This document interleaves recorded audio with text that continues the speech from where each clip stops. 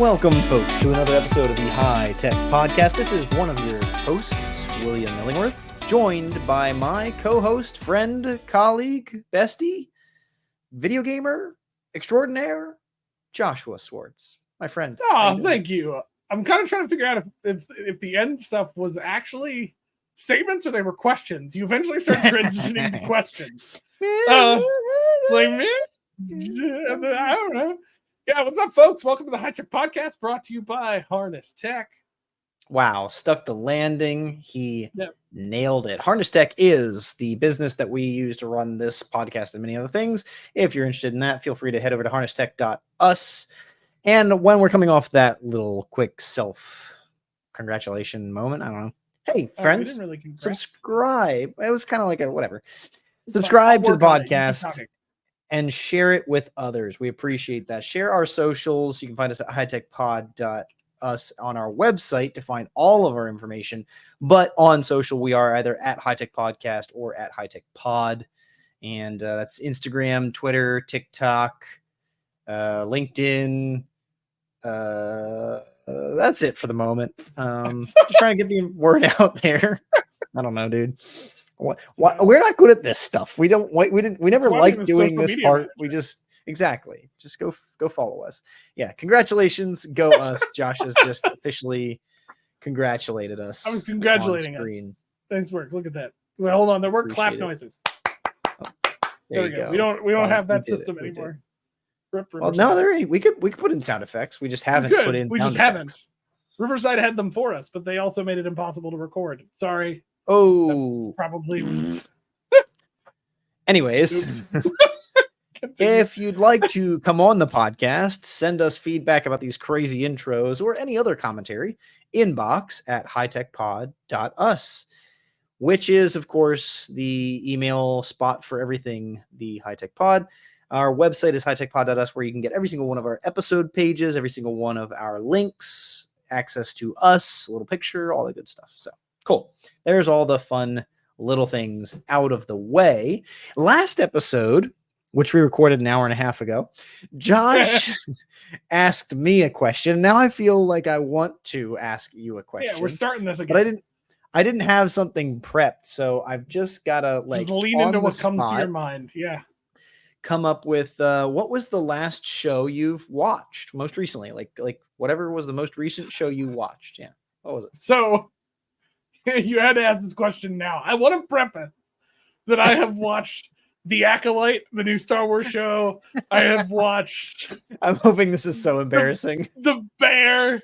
I have watched so many shows of quality.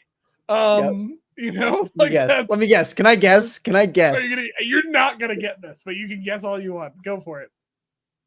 I'm gonna guess that you most recently watched Gilmore Girls with Sam on the couch. No, incorrect. My show right now, when I don't have enough time to watch a full show, has been to just throw on what is it? Diners, dives and drive-ins. Yeah, drive-ins. Yeah, diners, drive-ins, and dives with whatever his name is. The guy with Guy Fieri. Yeah, Guy Fieri, spiked hair. I am judging you so hard right now. I don't know. Amazing. I have this weird thing. I don't like to cook, but I like watching cooking shows sometimes. You know, like if some people who know me know I have a slight obsession with Gordon Ramsay for some reason, so I watch MasterChef a lot. You know, and this one has just been.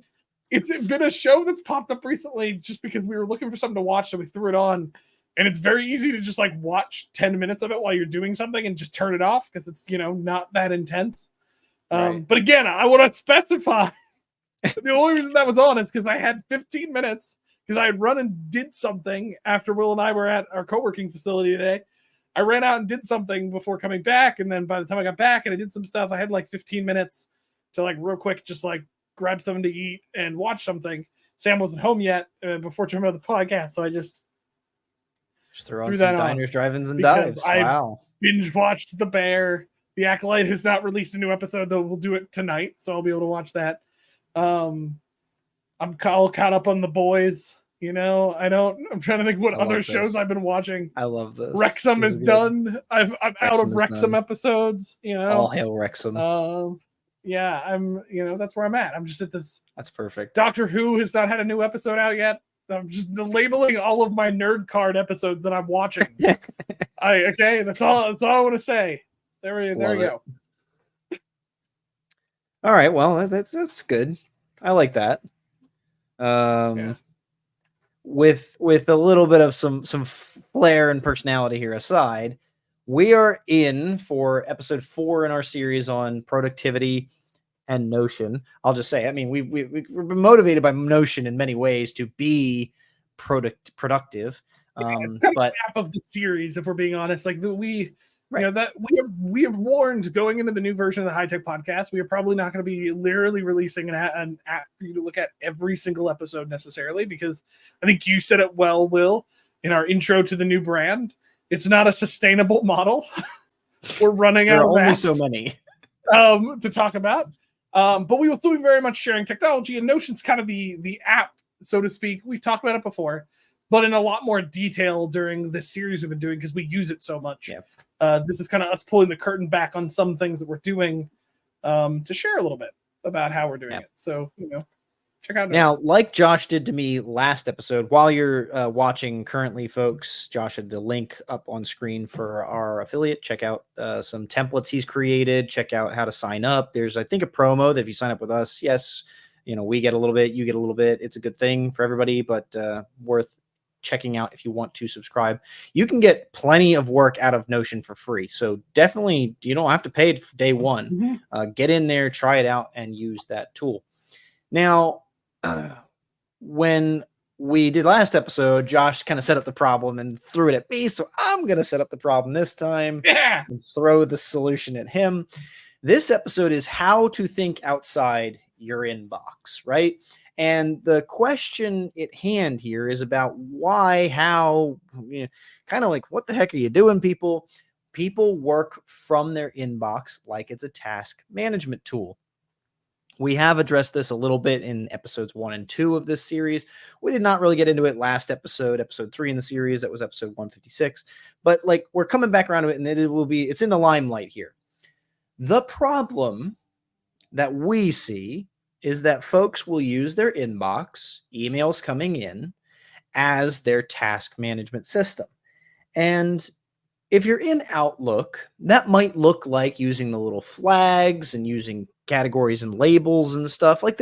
There are some tools in the inbox that are designed to be tasky. And it's kind of like, I actually kind of want to poo-poo Outlook and poo-poo Google for doing that. The inbox is not task management. We've learned that these days. Josh is going to give us all the reasons why. But when you think about a communication tool and a documentation tool, right? I know I use email to document. Hey, by the way, I sent you that on June 14th. Why aren't you done yet? That's a documentation purpose. It's not a task tool. It doesn't have deadlines. It doesn't have, you can't necessarily assign things to folks. You can't delegate. You can't prioritize. It's just flag, unflag, label, not labeled. That's an organization system. And to think about folks who run their entire business from email, who run their lives from email, et cetera, et cetera, et cetera. I'll admit to doing a little bit of this sometimes. I mean, it's pretty easy to do. I have 8 unread emails in my personal inbox right now because they're things that I want to follow up on. Bam, that 8 stresses me out. I'm looking at it. It's right under the camera. I can see it right now. There's 8 unread emails, and I don't like it. I should just read them. I should just put them into my brain and Notion that Josh and I have built, right? There's reasons for things like this, but when it comes to work and work productivity, this is a big issue because 8 emails is one thing, and they're benign. There's only one that's time sensitive in those 8 emails. Work, some of us get 50, 60, 100 emails a day, and there's a lot more priority that has to go into those. I'm not at that capacity at my position, but I know that there's a lot of communication that goes through the inbox, and to think that you're going to prioritize all of it and organize all of it, and use all of it to come back to things is kind of ridiculous when you don't have the tools in the platform to do that. These are just some of my thoughts on the problem. Josh may have more insights, but that's what we're trying to say here. You know, there's a little bit of the problem solution act here that we'll approach with this episode. But I did like our joke of a title for kind of pushing some creativity. We want you to think outside your inbox. This means you're stuck in a way. You've been doing the inbox thing for so long. Let's not just problem solve here. Let's not just beat up the inbox. It's a good tool. It does a lot of good things.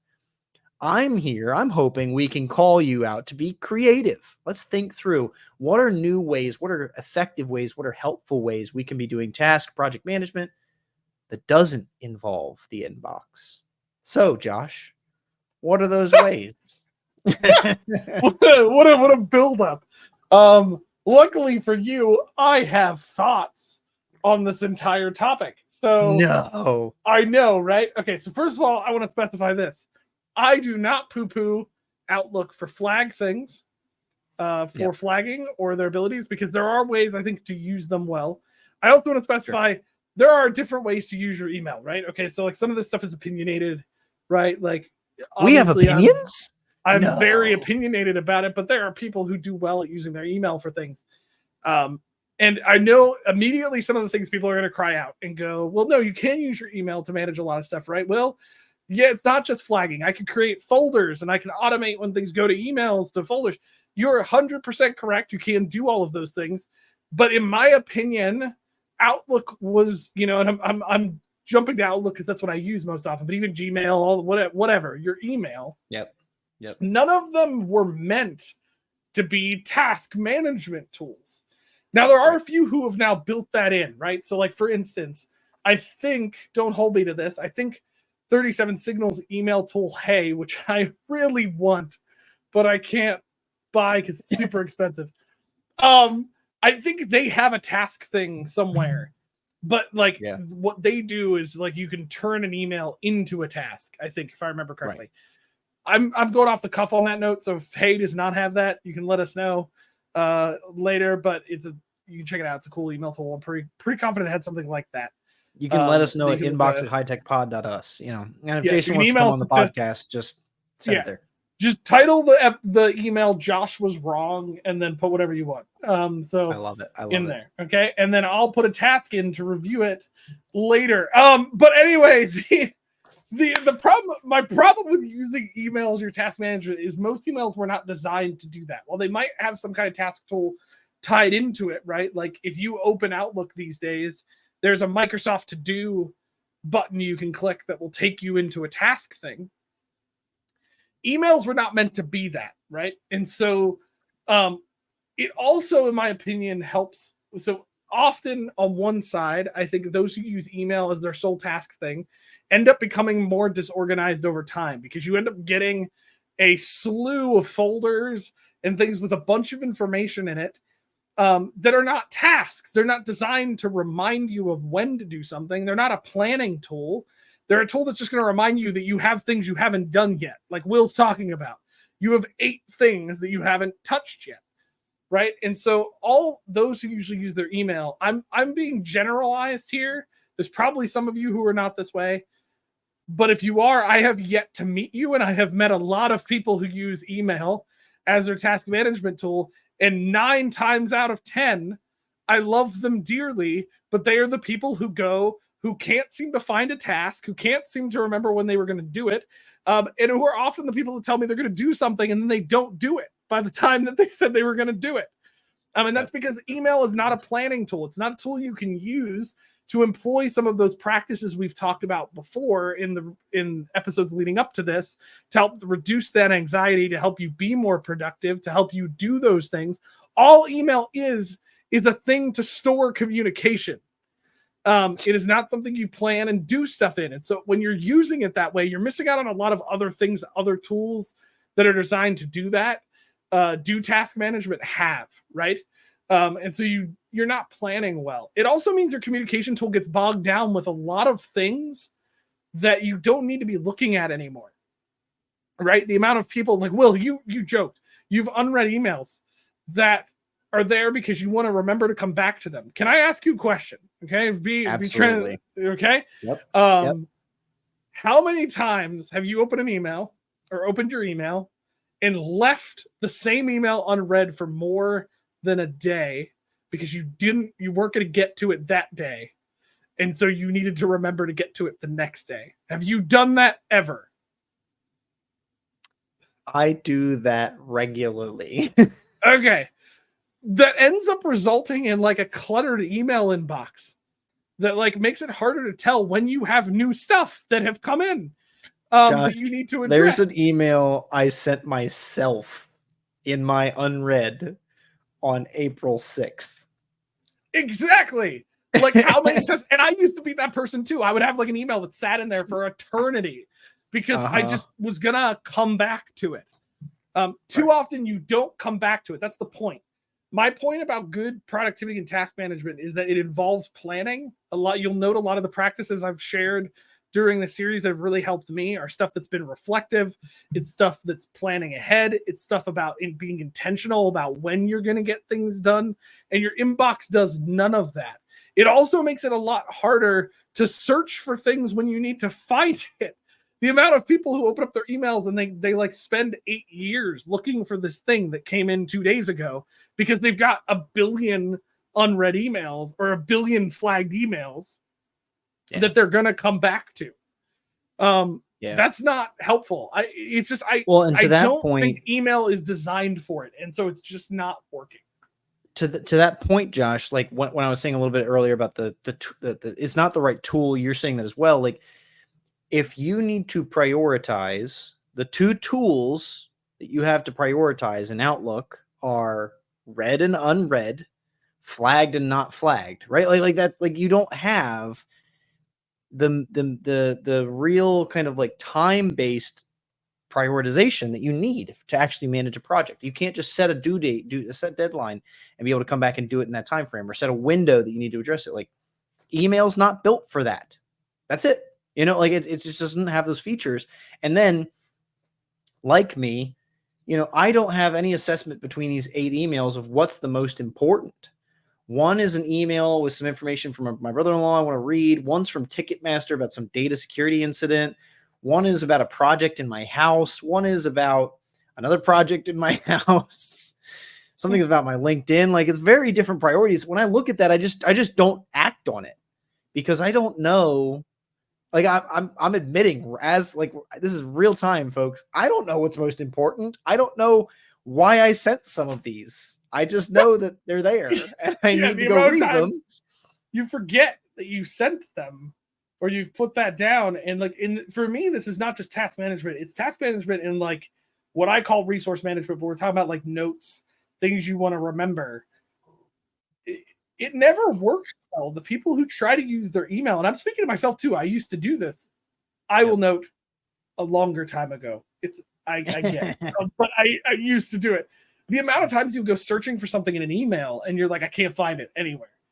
Like, if that was really important, you wanted to remember it, it needs to go somewhere that makes it easier for you to find it, right? Because that's what you need, you know, to be able to bring it up. There have been times I've been in a meeting that I need to know something I knew I needed to remember that I saved and I need it in a split second. And I have a tool now that helps me do that. And I usually can find it pretty quickly, unless I was really bad. What's that tool, Josh? It might be Notion. Yes. You know? Like Will knows this, and he can tell when it's happening. Like, if we're talking about something and my head goes this direction and you just hear and he gets quiet for a second, this and a couple types, it means I hit Control P in Notion and I started typing in what I was looking for, and it brought it up pretty quickly because Notion is designed to do that. Usually when it doesn't come up quickly, it's because I titled it something stupid or I wrote in the wrong things in the notes and I can't remember what I wrote. I'm never going to get past that. We've had a few moments where you've titled things the same thing. That drives me up a wall. I'm like, agenda. And like, what are these agendas for?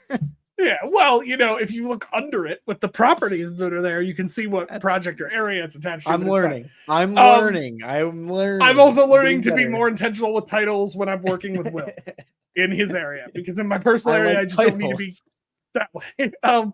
But like, well, maybe I do. I've had a hard time finding something sometimes. Anyway, the point being, the email's not designed for it. The other thing I think it undercuts the whole thing Will and I have been talking about a lot of this productivity stuff is about dealing with, in our opinion, dealing with being more reliable and dealing with the anxiety that you feel. All email does is that stuff builds up over time, and you have done nothing to figure out about when you're going to deal with it, what you need to do with it. And so it just becomes an unresolved problem for you in your inbox, right? And when they build up, it's proven. I mean, Will, you and I know this in learning science, e-learning development. If this stuff starts to build up over time, the normal human reaction for most people, and myself included, is to not deal with it. It's just to ignore it. It's to move on. Right. And this is why when people get too many notifications, or they get overwhelmed with the amount of tasks that they have and they don't know what to do with them, or they have 30 unread emails, even, they will ignore all those unread emails and go do something else. And then that's why it never gets resolved, right? Because that's less energy at that time to figure out what you're going to do with it. So these are the reasons why I don't think inbox should be used as task management, resource management, all of those things. I don't think inbox is your place for it. So the question becomes, what is inbox for, and how do we get out of living inside our inbox or thinking outside of our inbox? So even though I've been talking for a while, I know Will has all the answers to these questions. So I'm going to send them over to him, feel them back over, and all your problems will be erased.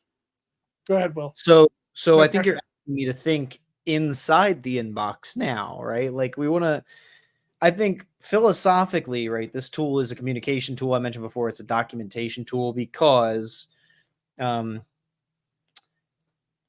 most folks do not have a resources function like Josh has in Notion using his para methodology. I mean, that I would like to point out here, as a novice, as someone who does not use the para methodology, thank you. Link is on screen. Go check it out. Go download the template. Start to use it today. It's awesome. All of his tutorials will help you get through it. Excuse me. When you have a resources section, you save things. It's very easy to take screenshots. It's very easy to print PDFs. It's you have a resources area, you put everything in your resources area. Most folks do not have a tool with a resources area. At the most, you might have Microsoft OneDrive or Google Drive, right? And those tools might be your closest thing to a resource area, but still, folks don't, I mean, I wouldn't even think of like, oh, I just got this really important email. Let me download it as a PDF and put it in Google Drive. Like, I just think it's an email. Well, I mean, I don't do my email. Yeah. But hear me out, right? Like, email is both a communication and resource center. The nature of that documentation, right, of the email correspondence, it becomes a resource center, and it should be treated accordingly. You should save your information effectively, use appropriate subject lines so you can search better later. You should use labeling. I'm a huge proponent of auto filtering, right? Like, if you get emails from certain people for certain purposes, set up triggers, whether you're Google Drive or OneNote, so that when that email comes in, it is automatically tagged as high importance or whatever. I run a system that sends out email notifications every day as to whether or not it's working. It's a very important notification. But I see it every day, and it's kind of like, I don't want to read it every day. So I learned when it shows errors and what it communicates when it shows errors, and I made a filter to mark it as an error. And when the language comes through that an error happened, it labels it, and then I can read that email. Those are the only ones I read. Every other one of them gets deleted. But if an error comes through, I read it. And so I use that filtering to help me with that process. This is how I'm managing my inbox, which is both a communication tool, but in this case, a resource management tool, so that I keep on top of all the information. Like it's a good tool, but you also still have to use it well. Most people, I have had more than one person in my life who was proud of the fact that they had 16,000 unread emails. I mean, what are you doing? What are you doing with that many unread emails? Why? Why do you have them? What are they collecting Pokemon? You know what I mean? You need to get them all. at least Pokemon cards you can sell, man. Like people even sell their Pokemon Go you can sell accounts. data. Like, You just take those emails and give them right to Google. Although I guess they take that for free. Sorry. Exactly. If you're using Gmail, I recently met someone, I hope she might listen to this. I'm not pointing my finger at you. This is not a shame tactic here. I'm sorry. But she was proud of the fact that she filled a free Gmail inbox. Like she has received so much email. She's had Gmail since it started, and she filled an inbox. I didn't know that was possible. She cannot receive, and but my other thought then is like delete some. Like I don't know, like delete some email. Right now, you can Google's make room. annoyed because they have an entire server back there that's just storing her email. There's a whole brick that's just her inbox. Yeah. It's fine. But like that, to me, that demonstrates like you've over communicated. You've got too many newsletters. You get too whatever. Yeah. But like there's over communication, and it's not an effective use of the resource because there's too much. You can't manage it. It's just not effective anymore. Like it's no offense to that person if they ever listen to this, but it's also to anybody who has an inbox like that. Our call to you is to regain control of your inbox. I might say it's worth performing the mind sweep activity that Josh does for the para methodology altogether. He recommends it for performing para to get your projects and to get your areas organized. I think you could use a similar practice to clean out your inbox and to do a resource dump of what you have, because frankly, there's a real part to digital management, digital data that people are not as aware of, and the impact on the climate. I'm not joking. We have so many server farms in this world to store all the data on the internet, and server farms are actually very hot. Every server is running with devices that generate heat and use electricity. I mean, they just literally use electricity. So I'm not trying to shame people and say like your full inbox is killing the earth, but your full inbox is killing the earth. Sorry, that should be the title of this episode. Is your Gmail killing the planet? I want maybe we should be doing that too. The movie is the day after tomorrow, and it's like they saved the world, it's all okay, but then it starts to fall apart again, and it's just because of some guy in Minnesota with like an insane Gmail account that's just like destroying everything. And it comes down to like the last minute of the movie. It's like if he had just hit delete and the world just ends. Yeah, the world just ends. I like this. I feel like we should pitch this. Dibs, copyright, trademark. It happened here first. Okay. This could, M. Night Shyamalan could pull this off. This could be his comeback. Yeah. I feel like he can swing. He needs us. He does. Have you seen his Avatar movie? The new one? Okay. No, he didn't do the new one. The old one. The new one's a show. That's Netflix. Yeah. That's right. Sorry, folks. We're having a conversation right now. My bad. We'll be back.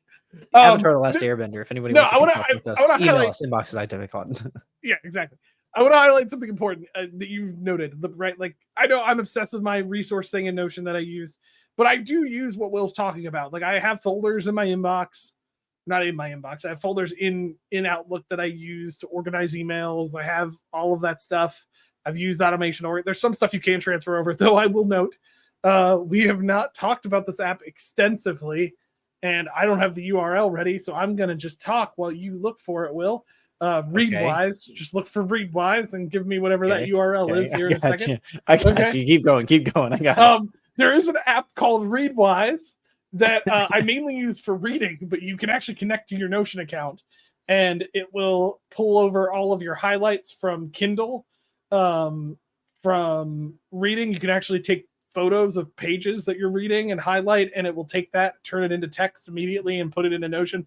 But you can also use it on the web, and I've used it on my email to literally copy emails. Not on my current work because we have policies about that stuff, so I don't do that. Right. At my last job, Joe, he's not doing that. Yeah, they did not have policies about that stuff. So, or at least if they did, I didn't know about it. And it was never sensitive data. It was like stuff I needed to remember. That stuff was like copied over immediately into my resources area. But I used folders and stuff to organize emails. Now, I want to come back to something here for a second. all the stuff Will is talking about still doesn't entirely solve the problem we're talking about, which is your emails, while they get organized, still are becoming things you haven't dealt with, depending on how you need to do it. And I will note Will's example. I have the same example. We were in charge of an automation system. I get an email every time it ran. I didn't care unless it was broken, so I did basically the exact same thing Will's talking about. In those cases, I don't need to see those emails unless there's an actual error. But then when it is an error or it comes through, too often I see people live by their email. What I mean by that is the second it comes in, they go open that email, they reply immediately to it, or they start trying to solve the problem immediately and forget about everything else they were doing.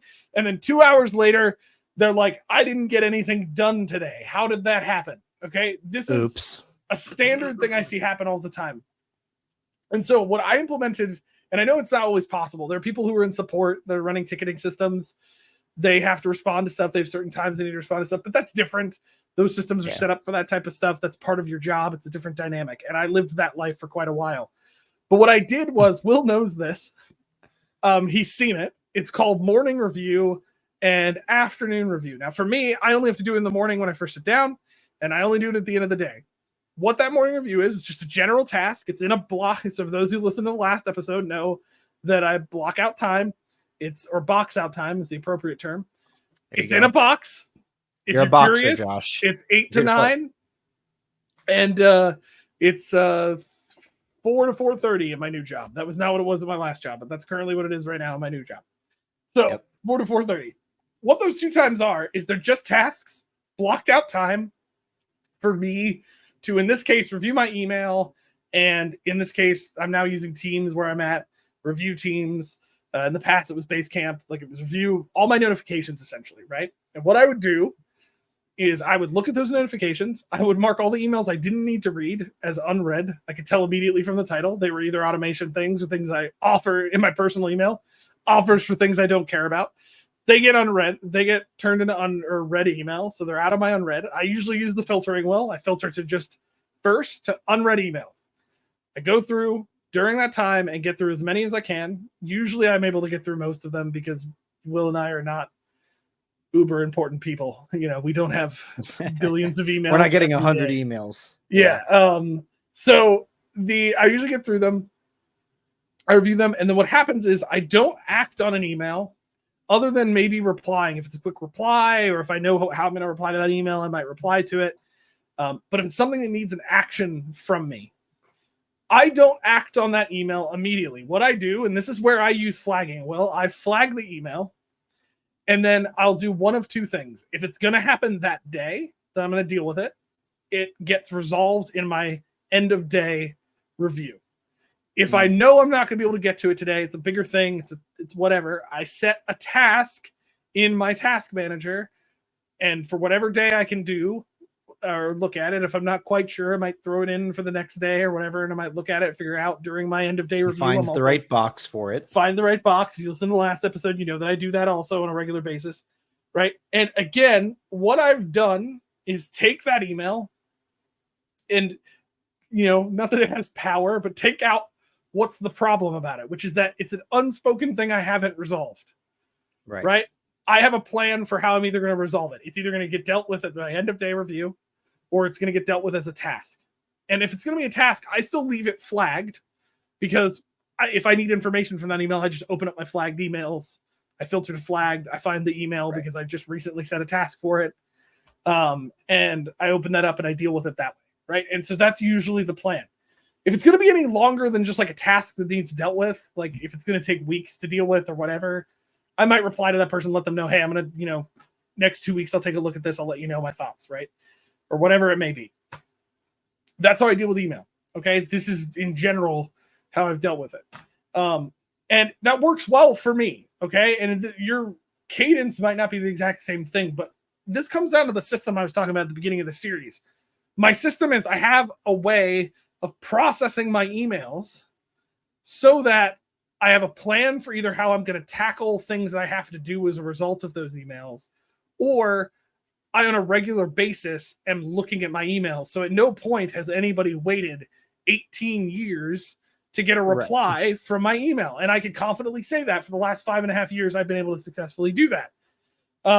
18 years was extreme. Okay. But I have literally went where somebody didn't reply to my email for a month. Right. Like, I'm sorry. I don't care how serious of an issue or not it is.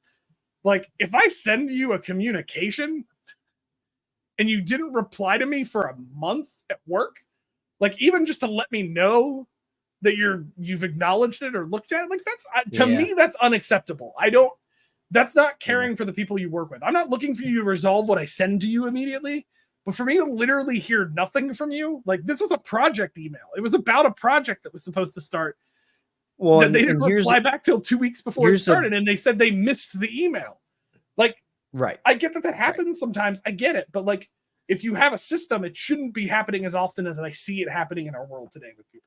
Here's an easy behavior to address with the inbox that I think I'd love more folks to apply. I try to practice it again, like you just brought up. It's a courtesy element. If you are not going to take action on something, but action has been requested, reply with a timeline or reply with an expectation. It's okay. Like, you don't have to act now. I think the courtesy is at least to say, I will address this tomorrow. I have time next week. Can you schedule something with, like, set a time expectation. If action is called for, but you can't do it, set the expectation. If action is not called for necessarily, but like Josh has had somebody who he emailed take a month to get back to him and, I missed it, whatever. I believe there's one way that someone loses, two ways someone loses an email.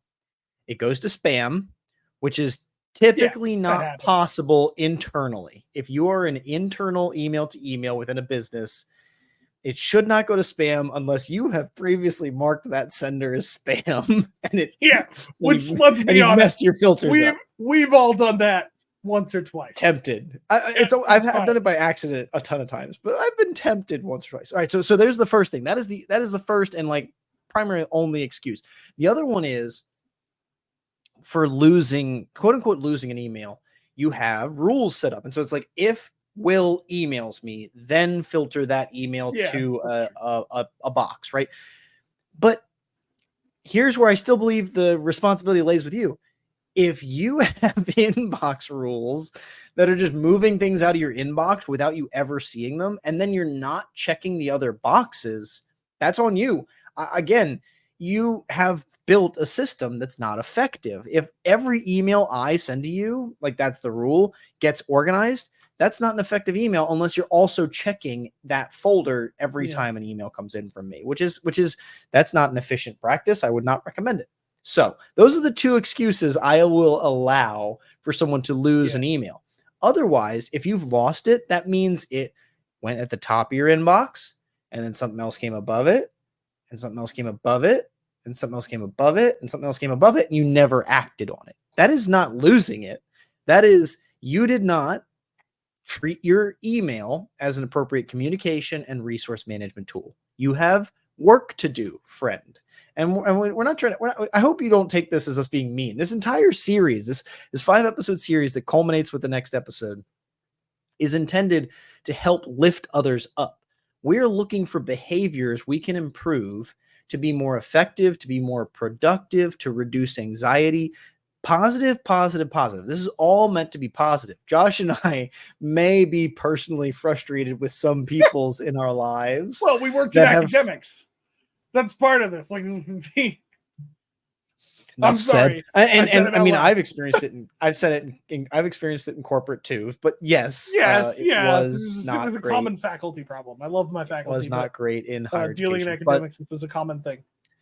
I hope you can hear me, folks, that the positive of us kind of pointing the fingers like, you're losing stuff. You can't lose stuff. Like, the positive is here. Hey, if you are losing emails, you do not have an effective system and it's not working for you.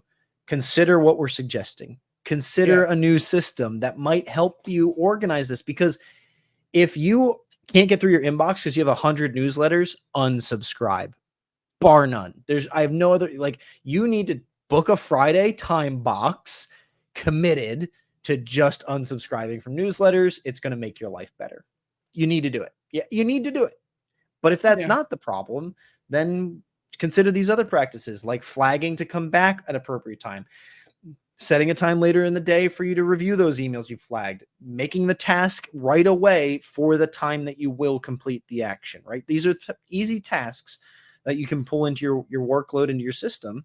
But you may need some of these practices we've been suggesting. You may need the para methodology to really take advantage of these ideas and gain control of your inbox again. Free yourself up from the anxiety of 10,000 emails. Ugh. Yeah. I would agree. For me, it's not where it's funny with this topic. It can be, I think, a topic that's looked at and going, like, why does this matter? I've had people say that to me before when I'm talking about stuff like this. To me, it's like email. I guess I used to make this joke all the time. The internet's not new and it's not going away. Email is no longer like a side thing. It's a major part of our work today, especially for those of us who work in fields like Will and I do, where you're knowledge workers at this point. You're not working in a convenience store or a place where like email is not a primary part of your day. You are working in a space where you're interacting with people, and a major way of communication is email. Now, I would also recommend organizations at an organizational level get some great chat tools, and people start using those to talk as well. That's a whole nother conversation, though. Email is still going to be here to a certain extent because it is a communication model. So this is not just about you being more productive. It's about caring for how you respond, how you respect others around you, how you get back to them, how you, again, for me, this comes down to two things: reducing your own anxiety and becoming more dependable for the people around you. And that's part of it. And for me is what we're looking at. Now, if you're looking for a great tool that can help you task manage, it can do all those things. You can use Notion if you would like. This is where I do all of my work, is at least at a personal level. And so I highly recommend the tool. I think it's very helpful. We just put the link up here, but you can also find it on our show notes on our website. We are an affiliate of Notion, so you can check it out. But we are an affiliate of Notion because we loved it first. We'll attest to the fact that I did not become an affiliate until using Notion for about 4.5 years. So it's taken me a while. Granted, they didn't have an affiliate program when I first started, but I've been using it for a while and honestly waited much longer than I probably should have to be a part of this. So I love the tool. It's very helpful. And it's part of the things we keep promoting during the series because we found it so helpful in what we're doing. So you can check. This won't be forever. There's one more episode, then Notion will be the focus. And this is not Notion. It's just the focus for this. We will be not the High Tech Podcast brought to you by Notion. We wish. Hey, Notion, if you'd like to sponsor us like that, you'd like to jump on this, that'd be great. hightechpod.us. Yeah. But the point of this is we're trying to promote something that is a useful tool. We hope you can take advantage of it because Notion can do para. It can do the projects, areas, resources, and what? It can do everything. Archive. Right. We haven't gotten into that much, but there's a system about archiving things you don't need anymore. But I haven't leaned into that too heavily because, we've already been talking about a lot of different things. Anyway, yes, it will not be the same. We've only got a couple more episodes. Actually, we've got one more episode to the series. So Will's right. Actually, after this next episode, the Notion train will at least be retiring for a little while, and we'll be focusing on some other stuff and non-product activity. But next week is our last episode in this series. We're going to talk about how to actually set up all of this stuff we've been talking about. Okay, so here's the deal. We've been talking about a lot of different things. We've been sharing our affiliate link. We've been sharing the productivity system that I've set up. I make no money off of you getting that productivity system, by the way. It's just us trying to help people. So, and it's one of the systems that I have enjoyed the most as doing this. But next week, we're going to talk about how to set that system up, how to set for yourself some kind of productivity system that could do a lot of the stuff we're talking about: time boxing, planning out your day, organizing your stuff in areas and projects, and having a place you can find everything you need to remember. I have been using the system for years now, and I really have enjoyed it, and honestly has been a very helpful thing. So we're going to be talking about that in that episode, and specifically that week, both in the episode we'll talk, and also in some video content we'll be releasing separate from that episode that you'll want to watch out for. Will is finally coming over to the, I'm not going to say dark side, even though I use dark mode in Notion, the light side, if you will. After all of this time, Will has not actually used Notion outside of just our business and the podcast for himself. And Will said the best words he could have ever said to me a couple months ago, which was, teach me Notion. I'm ready. I'm ready. Me.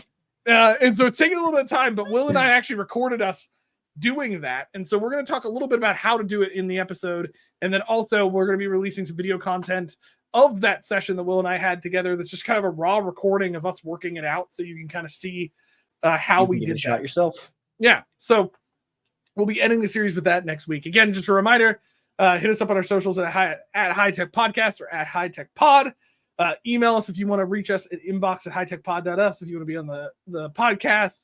You've thoughts on what we said, whatever you'd like. If you also watch Guy Fieri cook and you want to tell us about it, go for it. You can hit us up there. Also, reminder, you can find all of our show notes and information about all the stuff we talk about at hightechpod.us. Well, folks, thank you. This is a wrap on another week. Empowering minds.